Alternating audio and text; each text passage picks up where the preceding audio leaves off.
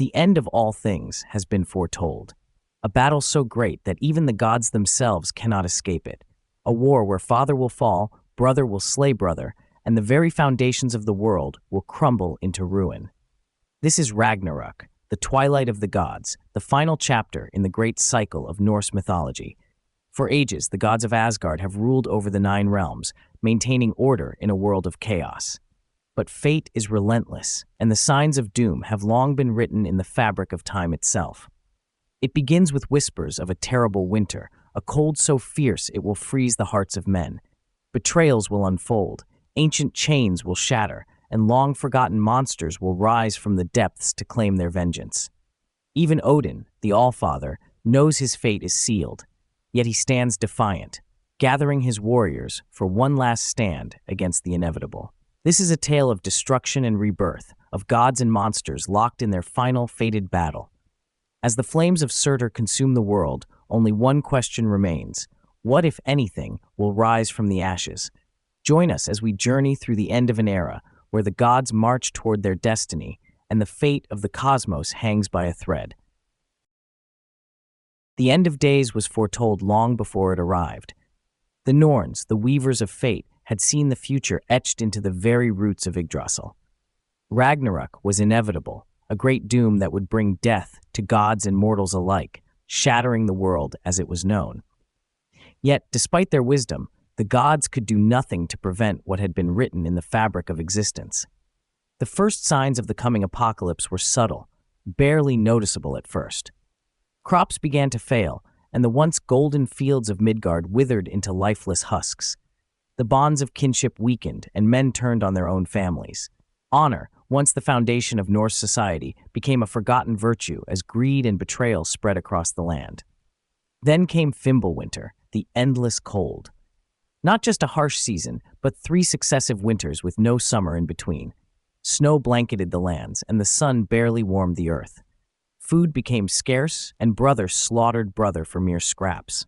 Wars broke out, not between nations, but within homes. The world grew dark, as if the very heavens mourned what was to come. Far above, Odin, the Allfather, sat upon his throne in Asgard, watching the signs unfold with grim resolve.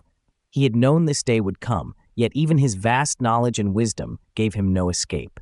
He sent his ravens, Hugin and Munin, across the 9 realms to gather news, but the truth was already known. Ragnarök had begun. Deep within the depths of the earth, bound in darkness, Loki seethed with rage. Once a companion to the gods, he had been cast down, shackled in chains as punishment for his betrayal. A serpent dripped venom upon his face, a cruel torment that burned his flesh and filled his heart with hatred. He twisted and writhed in his bonds, cursing Odin and the Aesir with every breath. Far away, another prisoner waited.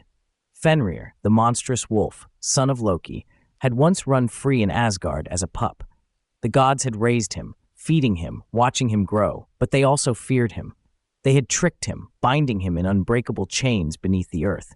He had snapped iron like twigs, but the gods had forged Gleipnir, a fetter woven from impossible things, the sound of a cat's footsteps, the beard of a woman, the roots of a mountain.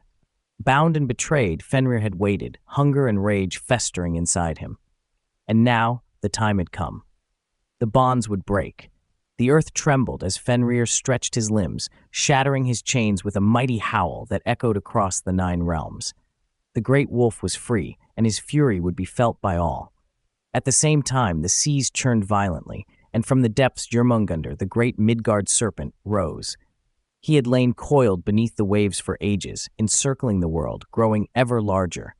Now, his massive body broke the surface, scales glistening in the cold light of the dying sun.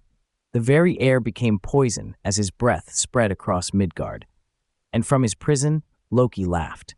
His bindings loosened, the magic that held him undone by the unraveling of fate itself. He pulled himself free, shaking off the agony of his imprisonment. The trickster god was no longer bound. He was free to take his vengeance. As the skies darkened and the earth quaked, the forces of chaos began to rise.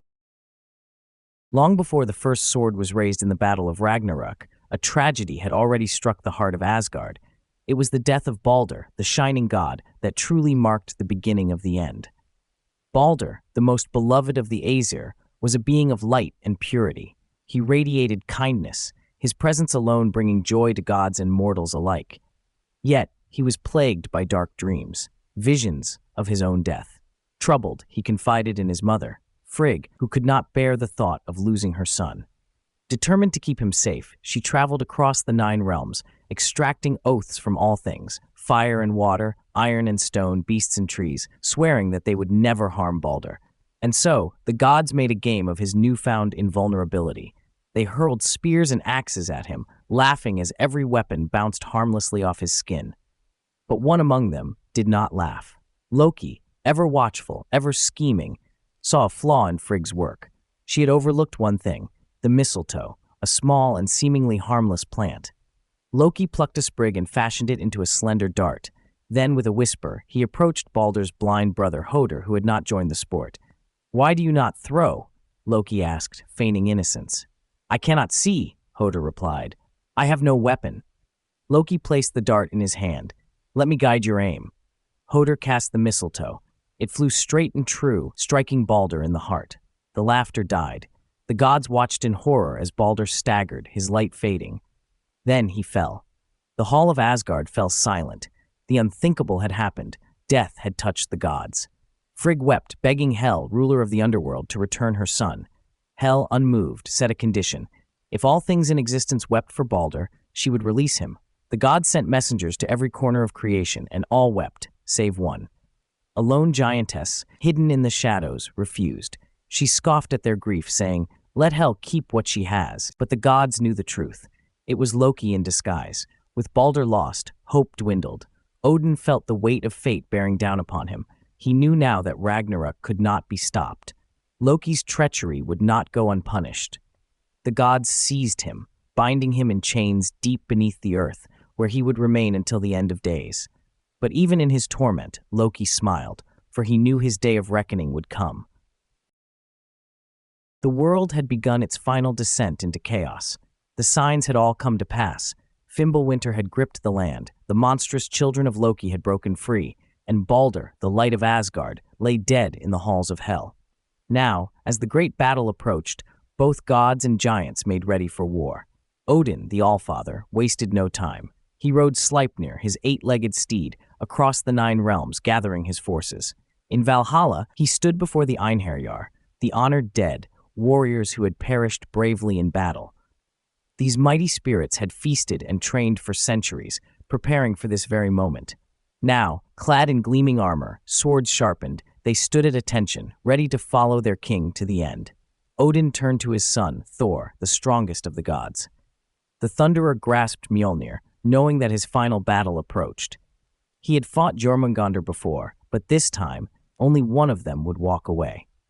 Nearby, Freyr, god of fertility and prosperity, set aside his peaceful ways, wielding a sword that could fight on its own, but he had foolishly given it away long ago, leaving him vulnerable. On the other side of fate, the forces of destruction assembled. Deep in Jotunheim, the land of the frost giants, King Surtur readied his armies. The fire giant towered over all, his flaming sword illuminating the darkness. His kin, creatures of frost and flame, gathered in great numbers, their eyes burning with hatred for the gods. At the edge of the world, Naglfar, the ship of the dead, loosened from its moorings. It was a vessel unlike any other, its hull made from the nails of the unburied dead. Hel's forces, an army of restless souls, poured onto the deck, led by Loki himself. No longer bound in chains, he stood at the prow, his eyes alight with vengeance. His monstrous children, Fenrir and Jormungandr, loomed nearby, eager for slaughter. The skies darkened, the air grew heavy with the scent of blood yet to be spilled. Across the realms, every being, mortal and divine, knew that the end was near. The battlefield was set. Vigrid, the vast plain, would be the final stage of creation's last war. Both sides stood ready. Swords were drawn, shields were raised, and then the horns sounded. The horns of war echoed across the 9 realms, and the end had begun. From the east, Naglfar, the ship of the dead, sailed through the boiling seas, its deck overflowing with restless spirits. Loki stood at its helm, his grin stretching unnaturally wide, his eyes filled with vengeance. Jormungandr, the great serpent, slithered beside the ship, his body coiling around the world, his poison seeping into the sky itself. From the south, Surtur and his fire giants marched, their footsteps leaving charred scars upon the land. His flaming sword, bright as a second sun, burned with the heat of a dying world. The frost giants of Jotunheim, bitter and vengeful, came from the north, their icy weapons clashing in preparation for the slaughter. And from the depths of Hell's domain, Fenrir, the monstrous wolf, bounded forward, his jaws stretched impossibly wide, ready to devour all in his path. On the other side, the gods stood ready. Odin, mounted upon Sleipnir, led the charge, his golden spear, Gungnir, glinting in the fading light. Beside him, Thor cracked his knuckles around Mjolnir's handle, his muscles taut with anticipation. Freyr, without his magic sword, gripped a hunting blade, knowing it would not be enough. Tyr, the one-handed god of war, stepped forward to face the beasts, fearless despite knowing his doom. And then the battle began. Odin rode forth, meeting Fenrir in the heart of the battlefield. The wolf lunged, his massive fangs snapping like thunder, but Odin weaved through the attacks, striking with his spear. Yet even the wisdom of the Allfather could not save him. With a final, terrible lunge, Fenrir caught Odin in his jaws. The Allfather, who had seen all that was and all that would be, fell at last. Thor's wrath ignited as he saw his father fall. With a mighty swing of Mjolnir, he struck Jormungandr, the Midgard serpent, with such force that the earth itself cracked. Lightning flashed across the sky, and the serpent shrieked, lashing out with venomous fury. The two enemies fought with titanic strength, the world trembling beneath their blows. Freyr met Surtur in single combat, but without his magic blade, he was doomed. Though he fought with all his might, the fire giant's burning sword cut through him, and the god of prosperity fell to ruin. Tyr faced Garm, the bloodthirsty hound of hell, and though he slew the beast, he too succumbed to his wounds. Heimdall, the watchman of the gods, clashed blades with Loki, their battle as inevitable as the rising sun. Steel rang against steel, their strikes fueled by centuries of resentment. With a final thrust, Heimdall's sword pierced Loki's heart, but not before the trickster dealt him a mortal wound in return. They fell together, locked in their eternal enmity. The battlefield was a storm of chaos, gods and monsters locked in a deadly struggle. Blood soaked the fields of Vigrid, the very sky darkened with the smoke of burning worlds. The end had come, and there would be no turning back. The battle raged on, but the fates had already decided its course. One by one, the gods met their end, their strength no match for the forces of destruction that had been set in motion long ago. Thor stood victorious over Jormungandr, his hammer having crushed the serpent's skull with a final, earth-shattering blow. But victory was fleeting. The venom of the Midgard serpent had already seeped into his veins. He stumbled, Mjolnir slipping from his grasp. With barely 9 steps taken, the thunder god collapsed onto the battlefield, his body convulsing as the deadly poison took its toll. The skies above wept with thunder as his final breath left him.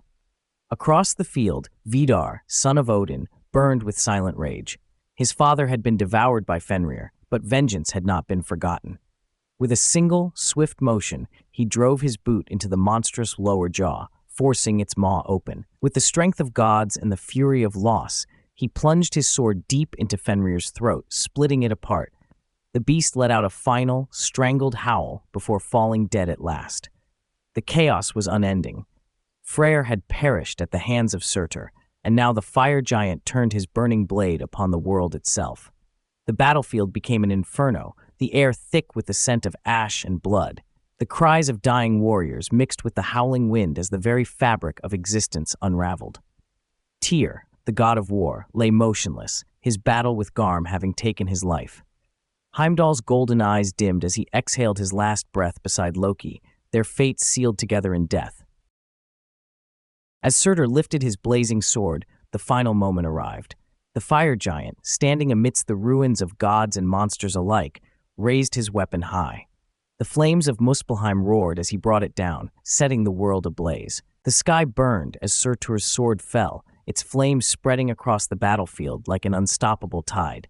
The fire giant stood tall amidst the wreckage of gods and monsters, his fiery form illuminating the darkness of the dying world. There was no more war, no more battle, only the inevitable destruction that had long been foretold. The land itself split apart. jagged fissures opening across Midgard, swallowing entire cities and forests. The oceans, poisoned by Jörmungandr's death throes, rose in great waves, crashing down upon what little remained. Smoke choked the heavens as the very air became thick with heat and ash. The great tree Yggdrasil, the pillar of all existence, groaned and trembled, its branches weighed down by the unraveling of fate. From Asgard to Jotunheim, from Midgard to Niflheim, no realm was spared. The mountains crumbled, the rivers boiled away, and the stars flickered and died. The sun and moon, long pursued by the ravenous wolves Skull and Hati, were finally caught, their light extinguished forever. The celestial wheel that had turned since the dawn of time ground to a halt, and darkness claimed all. The last remnants of life cried out in vain. The Einherjar, Odin's mighty warriors, had fought bravely, but they too had fallen. The great beasts that had haunted the gods were no more. The trickster, the warrior, the father, the son, all had met their end in the clash of Ragnarök. And then, silence. The world, once filled with gods, monsters, and men, lay in ruin. The fire raged on until there was nothing left to consume. The waves crashed until there was no more land to swallow. The sky collapsed until there was no more light to fade. It was the end. The great cycle had reached its final chapter. From the ashes of destruction, a stillness settled over the void. The flames of Surtur had consumed all, the old world reduced to nothing but smoke and embers. For a time, there was only silence, a quiet so deep it seemed as though nothing would ever stir again. But then, from beneath the ruins of what once was, life began anew. Yggdrasil, though scarred and shaken, still stood. Deep within its roots, hidden from the chaos of Ragnarök, Leif and Leifthrassir, the last two humans, stirred. They had survived, shielded in the sacred grove of Hodmimisholt, untouched by the fires and floods. Hungry, weary, but alive. And with them, the future of humankind remained. From the heavens, Baldur, the shining god who had once fallen to Loki's treachery, returned from the underworld. No longer bound by Hel's grasp, he emerged into the new world, a beacon of hope among the ruins. With him came his brother Höður, the blind god who had unwittingly struck him down. In death, their enmity had faded, and together they would guide the world's rebirth. Vidar and Vali, the sons of Odin, also remained. Though their father had perished in Fenrir's jaws, they had survived the battle, destined to rule over the new Asgard. They were joined by Thor's sons, Modi and Magni, who now carried Mjolnir, their father's mighty hammer, as a symbol of the power that once was. The world itself began to heal. The land, though scorched, was not lost. New shoots of green broke through the blackened earth, rivers began to flow again, and the sun, reborn from the lineage of Sol, the fallen sun goddess, rose once more, casting light upon the reborn world. A new age had begun. The gods of old had fulfilled their fate, and a new pantheon, born from their ashes, would take their place. The cycle had turned once again, as it always had and always would.